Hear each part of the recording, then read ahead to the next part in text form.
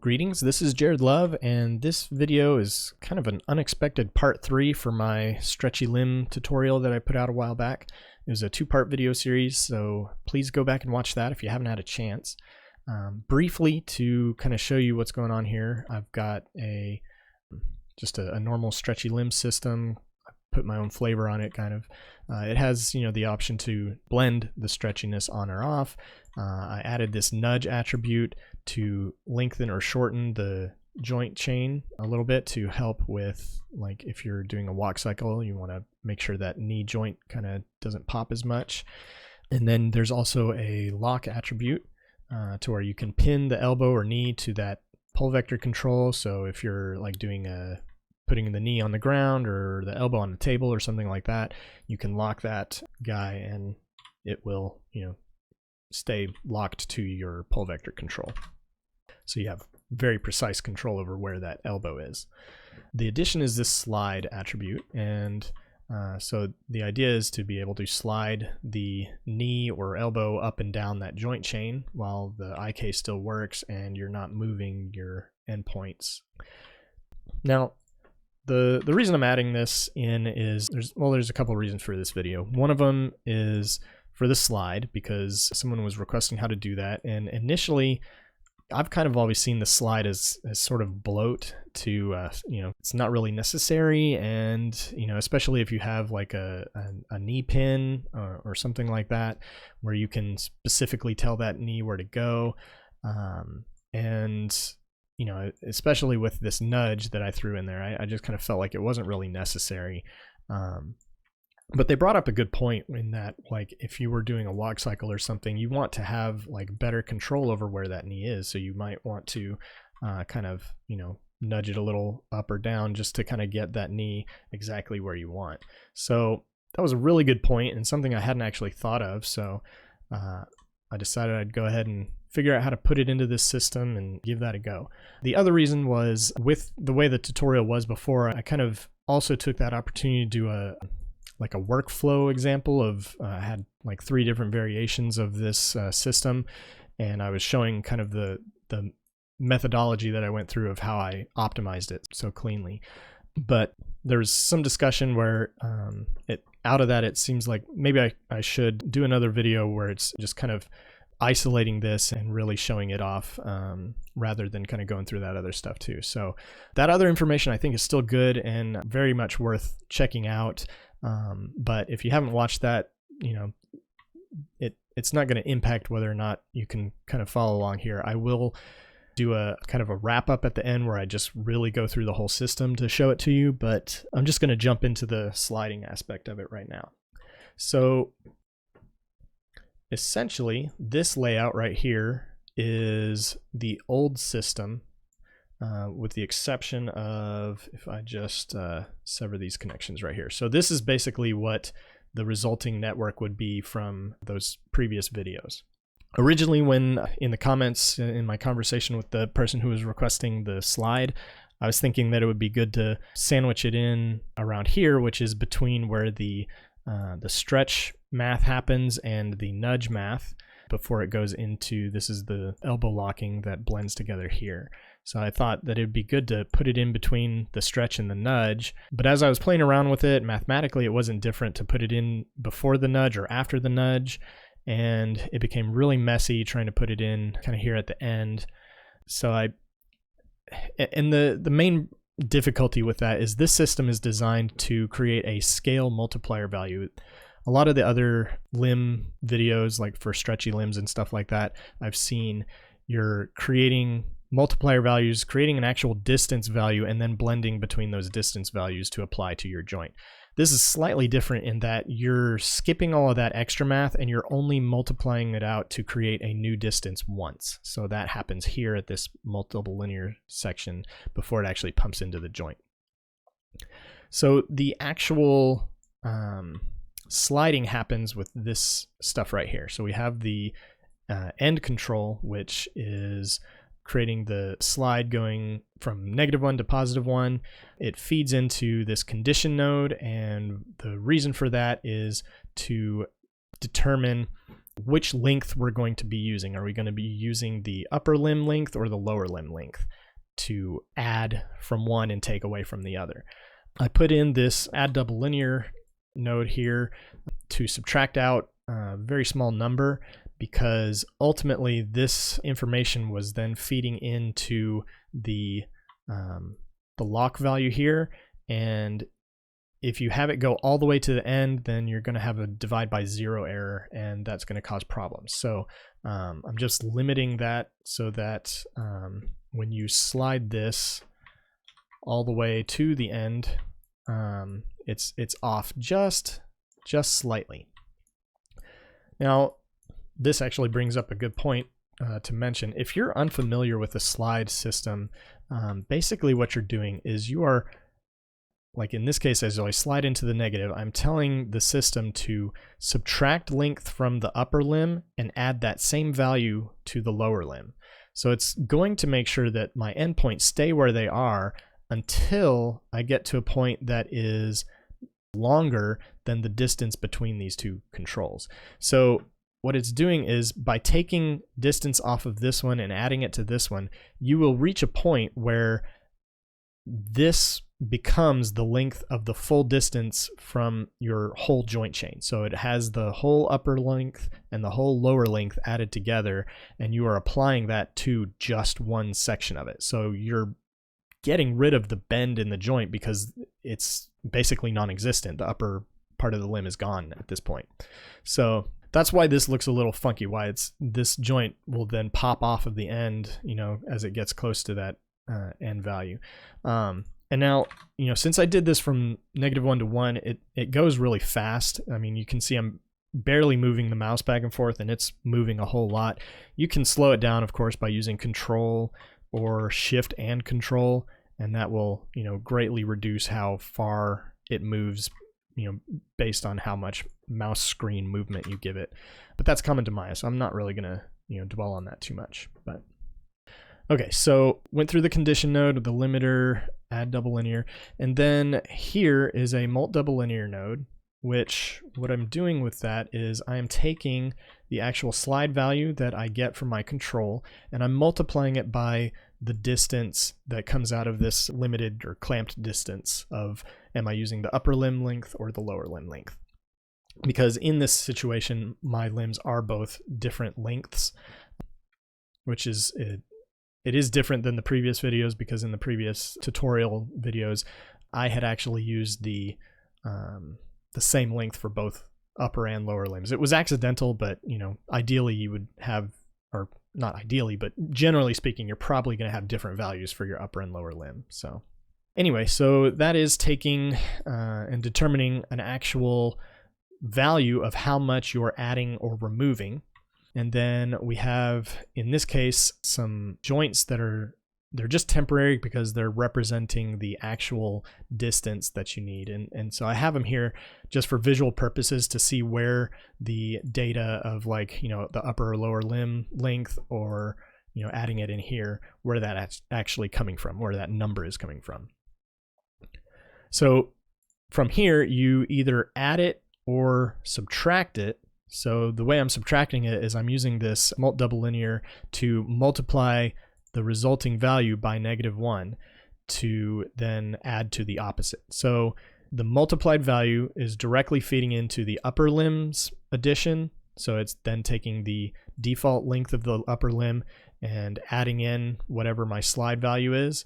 And then this one is taking that same slide value, multiplying it by -1, so that I am taking this distance for the lower limb and adding in a negative value of the slide distance. So it's effectively subtracting it. So, and this is going to work regardless of if you have a positive value or a negative value in your slide, because when it's going to the negative, it's going to be taking away from the upper limb. So it's going to be using the upper limb's value, and we'll be multiplying by a negative number. So it will then take the upper limb distance and add a negative number, and then it will be the opposite for this. So it's adding that positive value. And if you go and slide it to the positive, you are then, adding a value here and adding a negative value here. So that's how it's doing the slide. So yeah, that's basically what's going on. This is the default. You know, let me show kind of what's going on here. Let's put this here, and that's what I did. Okay, so if I do the slide, you can see here what's kind of going on. So this is now our new default joints. And in order to catch that reference, you kind of need to watch the previous videos. But basically, this is a duplicate joint chain that I just made again to get those actual real values that I needed. And again, you don't really need this. You can just use get attrs and set attrs to apply them to, you know, wherever they connect in. So, you know, I would do like, you know, get attr on the translate X and set attr on the up slide add double linear input 1, you know. So that's going to be a more clean way to have it, because, you know, you don't really need 2 duplicates of your joint chain in here. And the whole purpose for this duplicate was to get the global scaling to work correctly, because you wanted to have, as you scale up the character, you want to make sure that you have a relative scale difference between the length of the joints in default and the distance between your controls. So you wanted to make sure you get that relative distance. So that's what that system was for. So okay, so I think at this point, if that was all you were curious about, was how I got this added in, I just found that putting it in before the whole system was what would, oh, you know what? Another important note to make is, like I said, this was not connected here before. So before, in the previous system, this was, you know what, that's dangerous to do. Let me set that, set this back to 1. Or sorry, 0. So, okay, that's the default distance. So with this not connected, so this guy is taking the default length and it's multiplying it by our resulting multiplier value. And this one is taking the lower limb's default distance, and that's applying then to the joint of our IK. So the one that's actually being driven by the IK. But because we were using this default joint chain to determine our compensated scale, we needed to make sure that whatever distance we put into this actually also gets plugged in here too, just to make sure that we're getting our newly represented default scale value. So that's what these connections are for. Since we're using the slide to change what our default upper and lower limb distances are, we need to make sure that we use that same exact value to drive the multiplying of our multiplier value. So I'm going to go ahead and kind of explain through the whole system. So if all you needed was that slide stuff, you can go ahead and duck out now. Thank you for watching the video. I hope you found it useful. If you're still sticking around because you want to see the whole system, and we'll go ahead and go through this. So in more detail, I guess, what's going on with the slide is we're taking our slide value, we feed it into the first term of this, and we want to say, hey, if that is greater than 0, then we want to be using the lower limb's distance. If it's less than 0, we want to use the upper limb's distance. And that's really just to make sure we don't overshoot, because if you're going to -1, you want to stop when this length gets to 0, and you want to add that same distance onto this one. And again, if you're going to the positive, you want to stop when this one gets to 0, and that way you can get all the way to the end. So that condition is just for determining which side of the joint chain we're using. This limiter is, again, it's in there just to avoid the divide by 0 error and issue. And if you are going to clean this up by getting rid of these temp joints, then you really don't even need this. What you would do is do a get attr on the translate X of this joint, subtract 0.001 from it, and then assign that value to, here with that new value. And then this condition output can just go right into your slide multiplier. So again, the slide multiplier value is being determined or sorry, this is the actual slide value, the amount that you're sliding up or down on that joint. So that is coming from taking the slide value from our control and multiplying it by the upper or lower limb, depending on what our condition has. Then we are adding that new distance to one joint and removing it from the other. So we need to have this negation double linear in here. So it's just taking that number and multiplying it by -1. And then we have the two add double linears. One of them you're taking the upper limb distance and adding the value in here. And then on the other one, you're taking the lower limb distance and adding the opposite value from your slide distance. So it's always going to work out to either a positive or a negative, just depending on what this is. So you'll either be adding a positive number here or a negative number here, and you'll be adding the opposite here.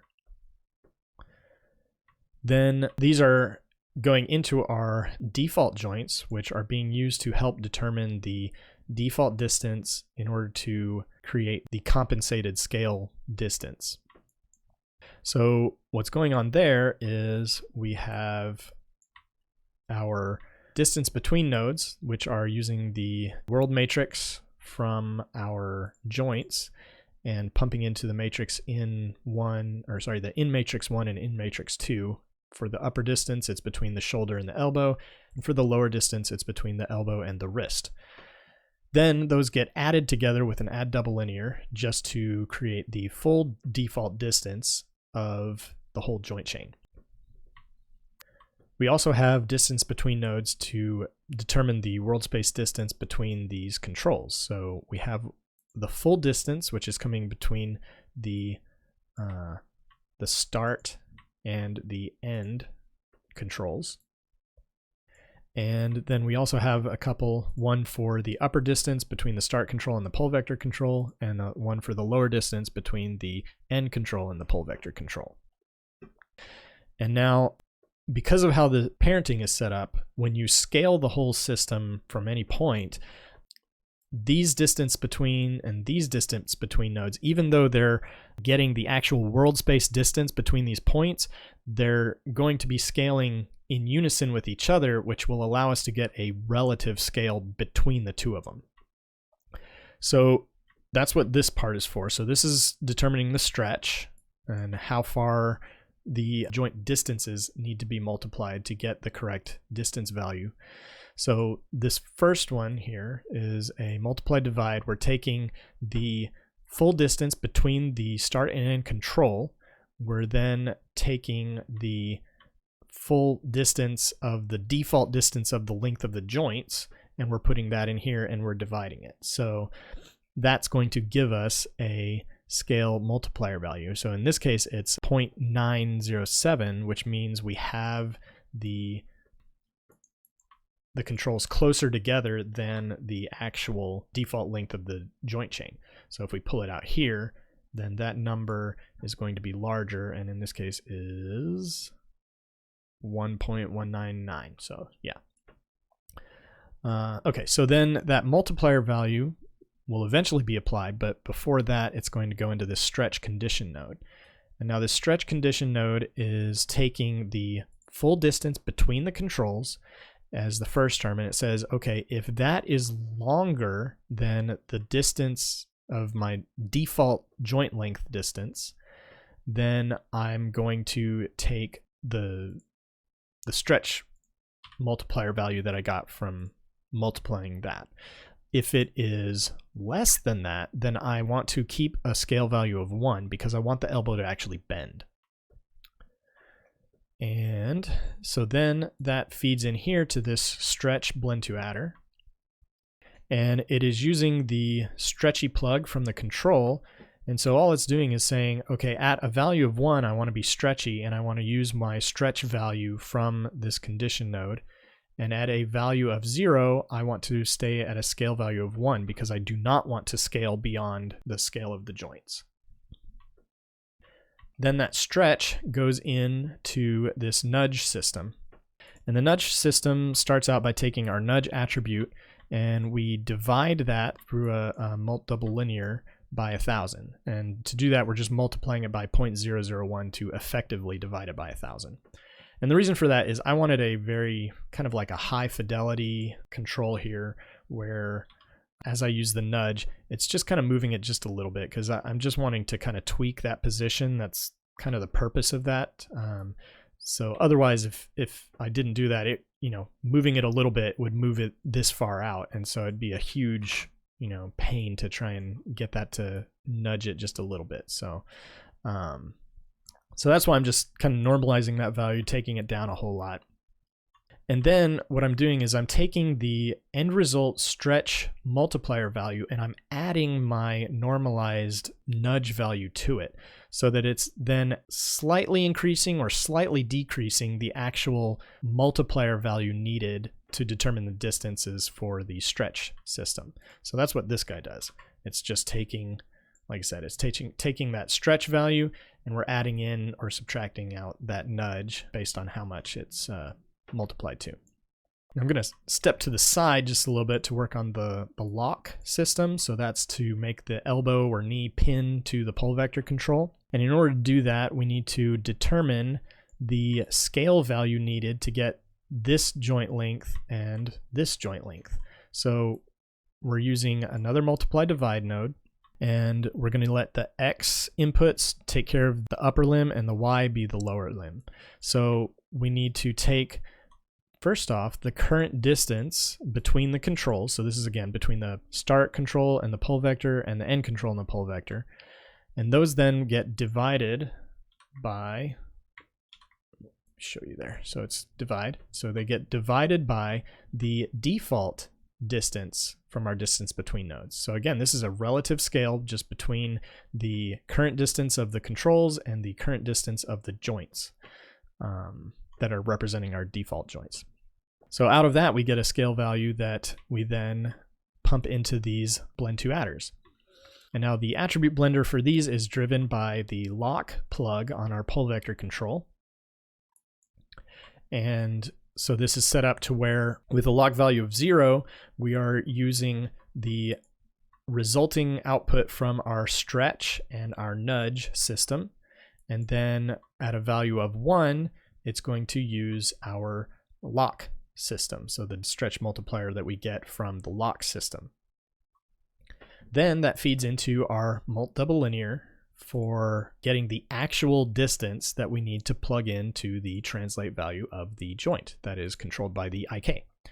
So again, the default distance here, before this was just the default distance. You just did a get adder and a set adder to get that. Now we need to keep a live connection from what our slide system is doing, because remember, we are using these joints as our basis for the relative scale difference between the joints and the controls. So that feeds in to our input 1 for the upper and the same for the lower, and then it's multiplying in based on whatever result it gets from this. So essentially the system is the same. We've just kind of sandwiched in this slide system up here at the beginning before the actual default joints. Now, I'm going to kind of leave this up to animators to kind of chime in here, but you know, I did set this up to where it's sliding all the way from positive to negative, to where it just kind of stays attached to the endpoints of your joint chain. But if we're talking about using this as just kind of like a fidelity control of just kind of like, you know, slightly nudging, you know, where that knee is for a walk cycle or something, then you can actually simplify this a little further by just taking the slide and plugging it in here to the add double linear and to the negation. So we're basically removing all that condition and stuff out, and we're setting this up to where we're now literally just taking and adding 1 unit or removing 1 unit from the top and bottom parts of the limb. So this, of course, puts an actual limit on how far it can move.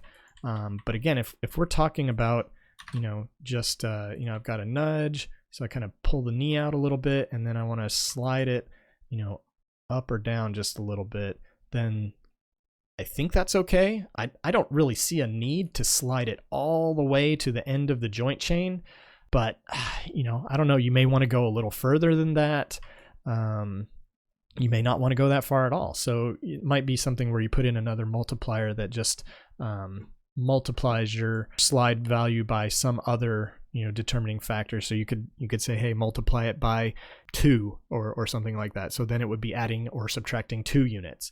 The only catch you're going to have to, which may not even really be a problem because your animators are going to be the ones using it, but you want to make sure that you don't put a value in that's longer than your shortest limb, or at least it's not longer than the side of the joint chain that you're shrinking onto. So in the case of the upper limb, you wouldn't want to go beyond like 3.6 or whatever that value is. And then for sliding into the positive, you wouldn't want to go beyond 4 point whatever. So it's just a caveat, I guess, to be aware of. And like I said, I'll leave that to some animators to kind of chime in and say what they would kind of prefer. I tend to not really like to limit animators, but in this case, with that being like really just a fidelity control for how to control where that midpoint is on the knee, want to do it that way. One other point with this slide system is by putting it in the front there, I wanted it to be where the slide has no effect if you're in the locked position. So you see the knee doesn't move around. And that's just because I personally think that if you're locking the knee down, you don't want that thing sliding around. You want to be saying, this is where that knee goes, and that's where it's going to stay until I move it otherwise. So that's why I set it up that way. So anyway, I hope you found that video useful, and feel free to leave any questions or comments in the comment section below, and have a blessed day.